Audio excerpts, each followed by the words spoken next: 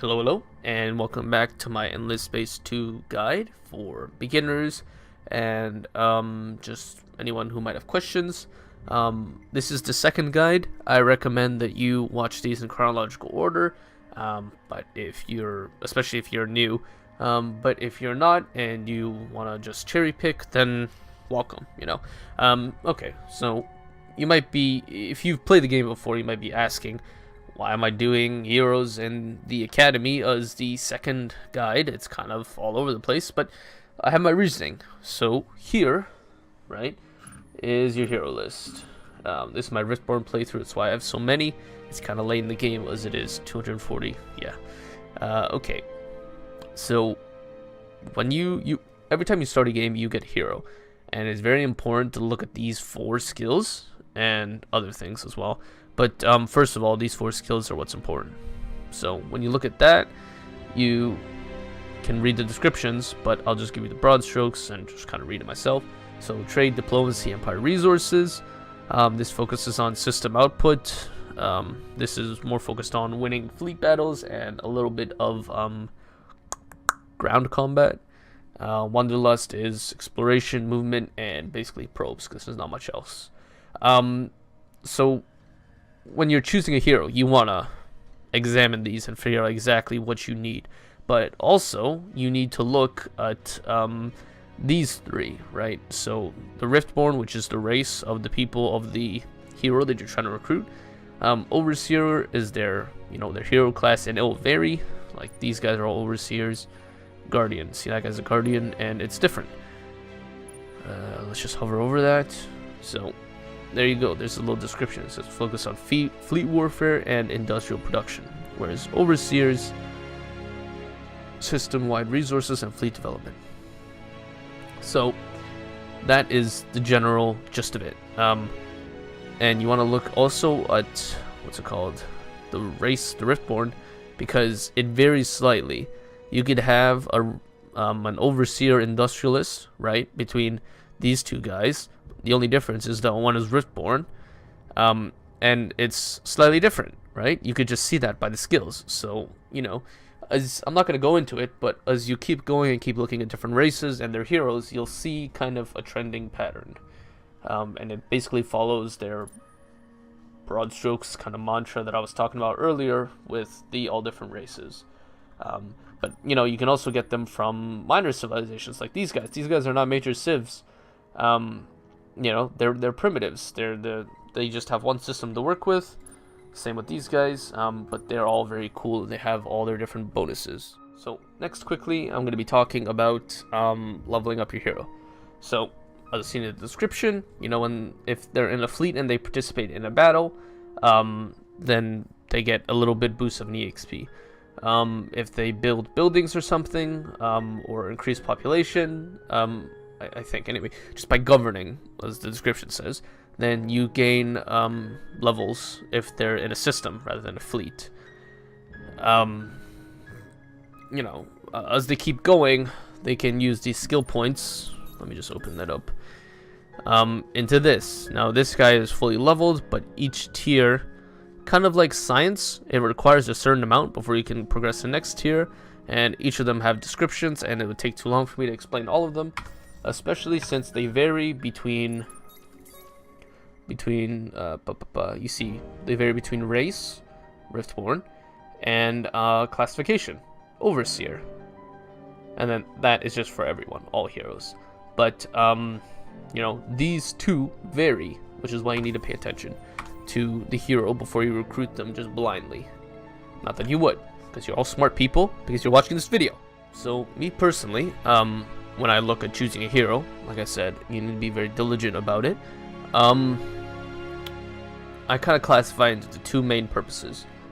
I want to focus a hero that is completely focused on the system production, and then another hero that's completely focused on fleet maximization and strength, and you'll see examples of that. For example, here. So I had a couple of choices when I chose this guy, but he's a technologist. He loves military even says military applications. His people like building ships, etc. and he's got 16 points in command. So I already know off the bat that this guy likes to fight. So I want him garrisoned on a fleet, which he is. Whereas this guy, or even the Craver, but I don't like the Cravers that much. I don't know why I chose that guy. I regret choosing this guy, but anyway, you know, when I look at this, I got him focused on system resource production, and this first one, wit, you know, I even have that maxed out as well. Because even if you open it up, you know, there are a bunch of little things. That's Riftborn's overseer. You know, as you go through it, a bunch of little things that are system based that give the buffs. So it's very important. All I'm saying is to just try and choose one that is very good at one or the other, and then leave it like that. That's my way of playing. Everyone has other ways of playing. It's not worse or better. Just, you know, think about it yourself and decide for yourself. But those are my suggestions. And the last little point that I'll be talking about in terms of heroes is the hero ship. So this guy, he's faced on, he is assigned to a planet right now. He's on Kochab.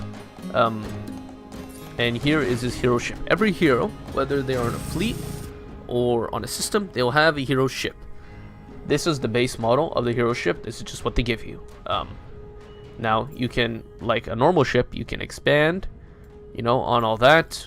You could put armor slots, you could put support module slots, etc. But this guy is on a system. I want to keep him on a system, so I don't upgrade his ship. It's just a waste of my resources, my money, so I don't do it.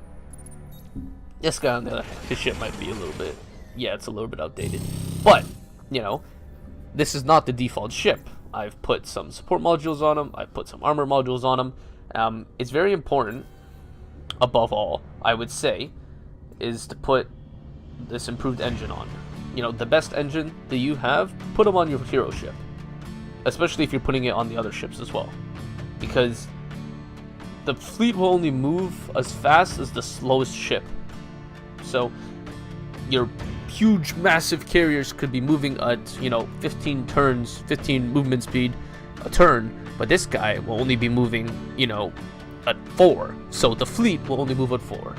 It's just very important to not neglect this ship, especially if you attach him, well, only if you attach him to a fleet. That's just a point that I needed to make. Okay, so next up, right, I'm going to be talking about, sorry, accidentally tabbed out. I'm going to be talking about the Academy. So the Academy, seen here by this symbol. This star system is the home to the Academy. This is my galaxy. It's set to random. But it will always have an academy, and that academy will always be in a random position. And this one's not based off fact, but I'm pretty sure it'll be in the middle of all the star systems. Like, I started here, another guy started there, one guy started there, and I think another started there, if I recall. No, it was 1, 2, 3, 4, 5. That was everyone. And in the middle, okay, of all that, roughly, it's not going to be, you don't draw a line into the middle of the galaxy and say that's where the academy is, but roughly that's where this is, the academy. So if you read here, it's just got a slight buff. It's just 5 experience per turn on hero, so it's not great, but it's nice to have.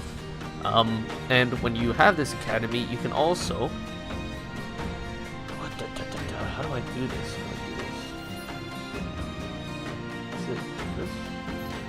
Aha!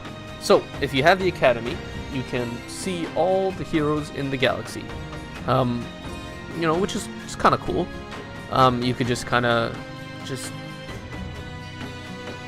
see here everyone, and you could have a competition where you measure your unmentionables, because it's YouTube, can't talk about that, with other AI or even people. And you could just see which is the higher level. But I mean, at 30 something it caps out anyway, at least for my guy, so 41 doesn't really matter. But anyway, that's really all there is to the Academy. It's not huge. I forgot to mention, so I'm going to quickly just mention it.